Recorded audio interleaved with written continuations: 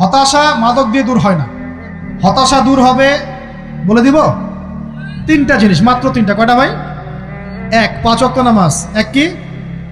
নামাজে আপনি অজু করে সেজদা দেন, ইনশাল্লাহ আপনার মনে প্রশান্তি না আসলে আমাকে এসে বলেন যে আসে না।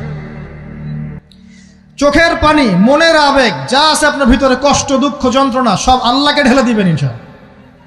নিজের আবেগ ধরে রাখবেন এখানে, আপনি আল্লাহর জন্য ঢেলে দিবেন। মানুষকে আবেগ দেখা কি লাভ? মানুষ আপনার চোখের পানির মর্ম বুঝবে? মানুষ কি মানুষের চোখের পানির মর্ম বুঝে?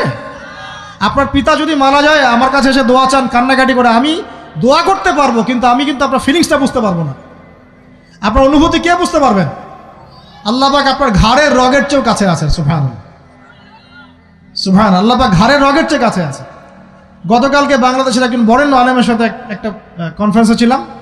উনি বলছিলেন যে এক ব্যক্তি, এটা শোনেন, এক ব্যক্তি খুব তার শখ যে তিনি সাহাবীদের মতো নামাজ পড়া শিখবেন। কথা বুঝতে পারছেন? সাহাবীদের মতো নামাজ শিখবেন। তো একজন বরেণ্য আলেমের কাছে এসেছেন, এসে বলছেন যে আমাকে সাহাবীদের মতো নামাজ শিখিয়ে দেন। তখন সেই আলেম আরেকজন আলেমের সন্ধান দিয়েছেন, যা তুমি তার কাছে যাও, তিনি শেখাবেন। তো সেই ব্যক্তি একটু অবাক হয়েছেন, কারণ যাকে প্রশ্ন করেছিলেন তিনি অনেক বড় মুহাদ্দিস, আর যার কাছে পাঠানো হচ্ছে তিনি অত বড় মুহাদ্দিস নন, কিন্তু আবেদ, আমল করেন।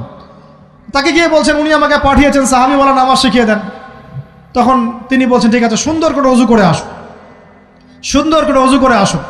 অজু করার সময় খালি খেয়াল রাখবা যে আমি অজু করছি শুধু আল্লাহর সন্তুষ্টির জন্য। কি খেয়াল রাখবেন?